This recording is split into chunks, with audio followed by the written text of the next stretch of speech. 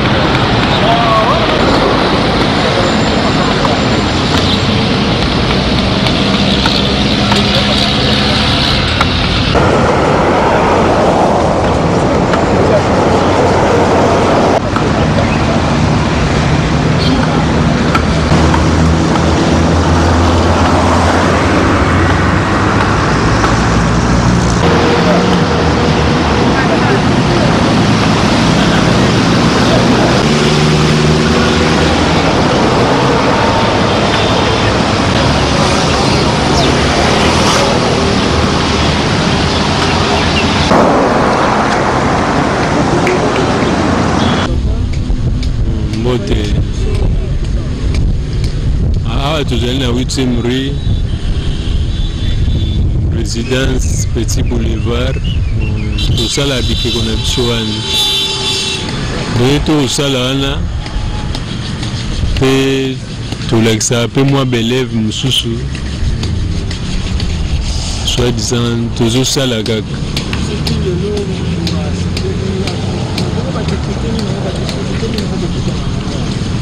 Ah ouais. Toujours ba difficulté moko ya nzete komi pasi na ba client pe ba moi passe par marque tourisme bon ya ngane zo pesa biso moi passe touriste ezate ya no moni moi moko ba bandi ko ba ke tozo tsa biloko ba yak mende eza moi passe ba client ba ebi awa mingi te mingi ba ebi awa te. Bon, l'État n'a pas fait l'effort, tourisme est à ma casse n'a pas la biso. Par là, tous en a preneur rebellé parce que les nationaux sont à penser à mingité. Comme tous en a expatrié mingité, tourisme est athée. Il y a des bloqué, Moussa n'a biso. L'État fait l'effort. Au niveau du tourisme, quoi, ma casse, quand tous en a clients.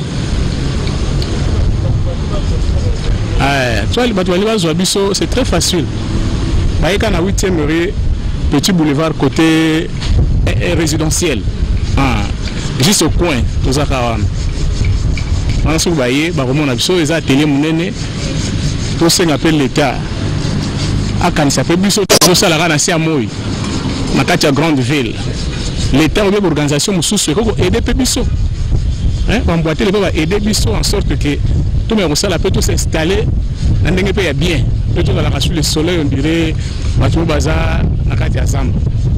On peut contribuer pour l'État, puisque nous sommes tous les gens à l'obliger à mon même culture, à travers une culture à les Nakati. Voilà tout. Pour la difficulté, mingi des difficultés quand bon, donc des moi passe, tout ça négligé. Toujours vivre na passe. Au ça même sur 2 semaines, même $10 aux autres. Donc ils ont passe. Vrai passe, il y a au Saranate. Mais tout ça là après ils ont au Saranate. Donc ils ont passé vraiment. Bon, tout le bas, ils ont mal de sauter au Yawa. Mal de sauter, pas filmer Yawa. Le cas la chaîne est belé, le logo moko ezate. Le logo vraiment ezate. Tu peux ça pas en Zambie. toujours ça là et l'homme ça donc bako na une décision ya kotika musalango ngana tika na musalo pour azomona eloko te eloko vomeza te babiloko tosali kuna neti bapesa eza kuna okuna ngam na sali yango bana na sali yango donc mobulu baide ya kosala makambo bien moya osala yango pesa te po talaka mboka ndenge ezali azokipe biso te. Ok.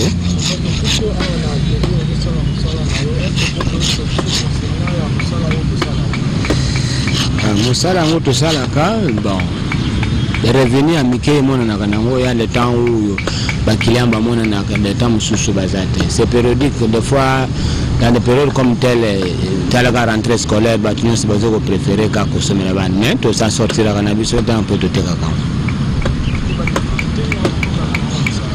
bon ma difficulté est que au moins ils allaient premièrement matière na biso banzeti seremi bateka la bato bazo salba makal pour nous bazo monnaie tous à gaspillage or que tous ça l'image à pays même le tous technique côté on a meswana exemple balier mo touristique so comme paye à préférer à côté ba aro ya mboko na biso bon ba matière ezate tali si tous sala ka tous aller ka na di bande bo so mvule noki tous abattu mo ko na isiko bon dernièrement quand même monique l'état zone ngate be espace yo tous aller à la difficulté zane que tous aller vraiment bien encadré. Tous allés aux associations mobiles, tous allés à l'association des artistes délimités. Tous allés à la 8e rue, à la 7e rue, à la 6e bavane, à la 8e des scripteurs, ce que nous allons écouter à Nabiso, tous allés à la 8e rue, à chaque jour, à la Nabiso. Pardon? Beaucoup de gens qui ont été battus, ils ont propre au salaire, la musala na biso, les amis musala ils ont payé le comme peine en beaucoup na biso. Les lois sont comme payer pour pas payer cadeau, bah qu'on soit discuter.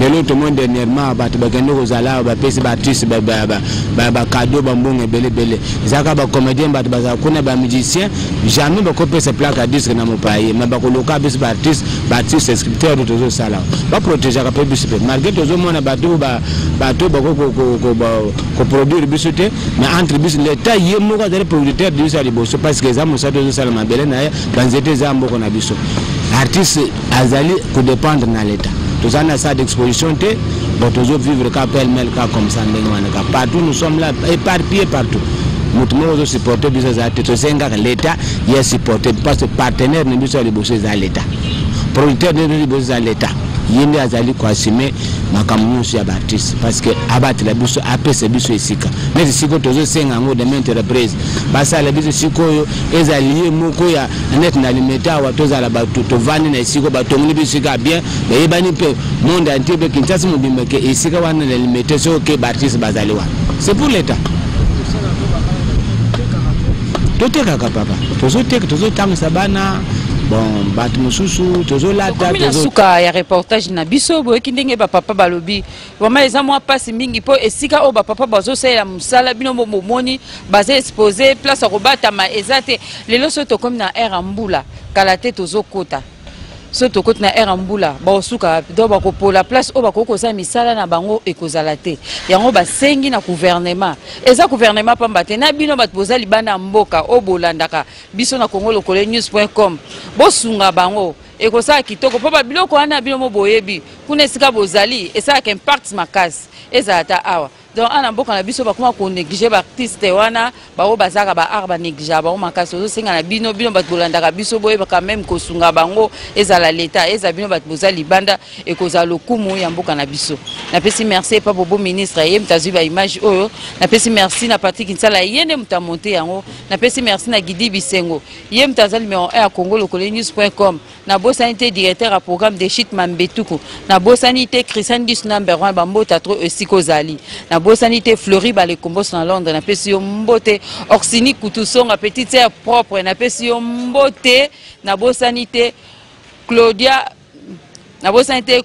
Kovana na pesi yo mbote esikoza na Belgique na pesi yo mbote Gojo na bosanité yo te na Londres na pesi yo mbote tomone na balasima na reportage mususu merci.